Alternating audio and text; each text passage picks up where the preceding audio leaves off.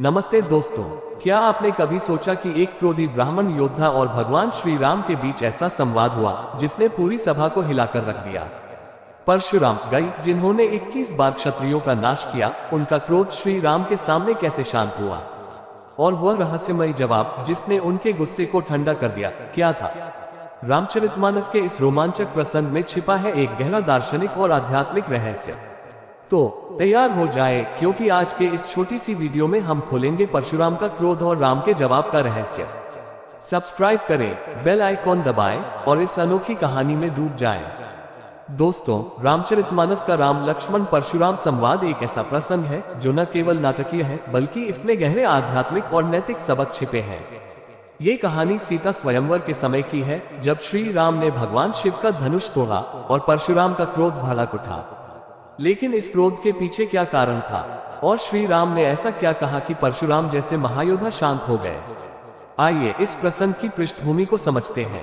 सीता स्वयंवर में जब श्री राम ने शिव जी का धनुष तोड़ा तो परशुराम को ये खबर मिली। वे क्रोधित होकर जनकपुरी पहुंचे, अपने फरसे को लहराते हुए। रामचरितमानस में तुलसीदास जी लिखते हैं, सुनु राम जेहि शिव धनु तोरा, सहस्रबाहु समसो रिपु मोरा। परशुराम ने राम को सहस्रबाहु जैसे शत्रु की संज्ञा दी और सभा में सभी राजाओं को धमकी दी कि धनुष तोड़ने वाला सामने आए, वरना सब मारे जाएंगे।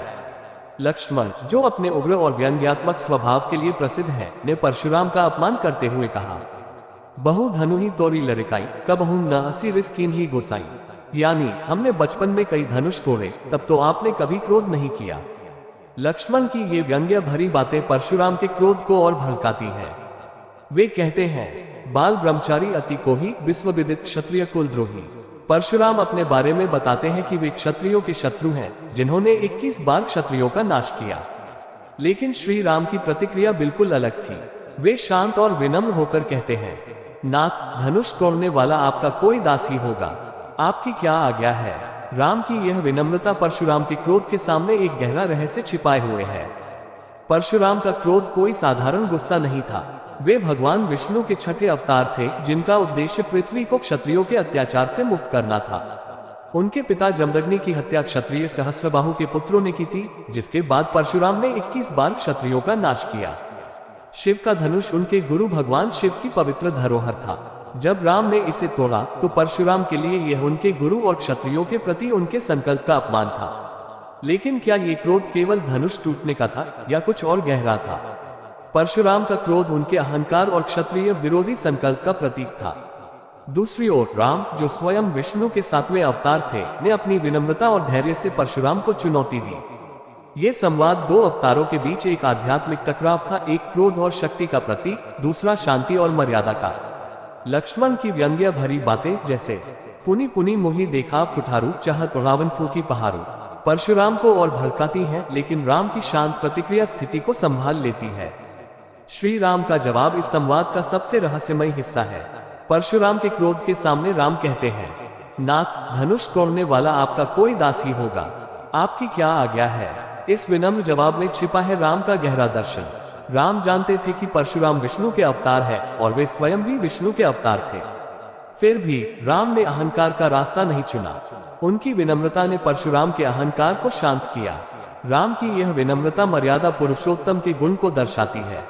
रामचरितमानस में तुलसीदास जी इस प्रसंग के माध्यम से यह सिखाते हैं कि साहस और शक्ति के साथ विनम्रता हो तो व्यक्ति श्रेष्ठ बनता है। परशुराम ने अंत में राम की शक्ति का परीक्षण किया। उन्होंने अपना वैष्णव धनुष राम को सौंपा और कहा, इसे चढ़ाओ। राम ने इसे सहजता से चढ़ा दिया, जिससे परशुराम को उनकी दिव्यता का आभास हुआ। परशुराम ने क्षमा मांगी और वन की ओर प्रस्थान किया। इस संवाद से हमें क्या सीख मिलती है? क्रोध का नियंत्रण। परशुराम का क्रोध और लक्ष्मण की उग्रता हमें सिखाती है कि क्रोध स्थिति को बिगाड़ देता है। आचार्य रामचंद्र शुक्ल जी कहते हैं, क्रोध हमेशा नकारात्मक नहीं होता, लेकिन इसे नियंत्रित करना जरूरी है। विनम्रता की शक्ति। राम की शांति और विनम्रता ने परशुराम जैसे योद्धा को भी नतमस्तक कर दिया। ये दर्शाता है कि सच्ची शक्ति विनम्रता में है। धर्म और मर्यादा। राम का व्यवहार मर्यादा पुरुषोत्तम का उदाहरण है, जो धर्म और शांति के महत्व को दर्शाता है। ये प्रसंग हमें सिखाता है कि क्रोध और अहंकार के सामने धैर्य और विनम्रता ही विजयी होती है। जिनके क्रोध में धर्म था, जिनके संहार में न्याय था और जिनकी तलवार से अधर्म कांपता था, वे थे परशुराम। एक ऋषि, एक योद्धा और एक काल जैसे अवतार। एक परिचय। कौन है परशुराम? परशुराम विष्णु के छठे अवतार माने जाते हैं। वे केवल एक तपस्वी या ब्राह्मण ही नहीं थे, बल्कि एक ऐसे योद्धा थे जो धर्म की रक्षा के लिए किसी भी हद तक जा सकते थे। उनका जन्म त्रेता युग और द्वापर युग की संधि पर हुआ था, लेकिन उनकी उपस्थिति महाभारत काल तक बनी रही। यही कारण है कि वे चिरंजीवी कहे जाते हैं। 2. जन्म कथा। परशुराम का जन्म ऋषि जमदग्नि और रेणुका के पुत्र के रूप में हुआ। वे भारद्वाज गोत्र से थे और राम नाम मिला चूंकि उन्होंने भगवान शिव से परशु कुल्हाड़ी प्राप्त की थी, इसलिए उन्हें परशुराम कहा गया। उनका जन्म काल और बाल्यकाल स्वयं आश्चर्य से भरे हुए हैं। उनकी माता रेणुका अत्यंत पतिव्रता और तेजस्विनी थी। एक बार किसी घटना के कारण जब ऋषि जमदग्नि को संदेह हुआ कि रेणुका का मन विचलित हुआ है, तो उन्होंने परशुराम को आदेश दिया कि वे अपनी माता का वध करें। बिना किसी संकोच के परशुराम ने पिता की आज्ञा का पालन किया। इससे उनके आज्ञा पालन और पिता भक्ति की महानता स्पष्ट होती है। लेकिन जैसे ही जमदग्नि प्रसन्न हुए, उन्होंने परशुराम को वरदान दिया, मांगो जो चाहो। परशुराम ने अपनी माता को पुनः जीवित करने का वरदान मांगा और माता पुनर्जीवित हो गई।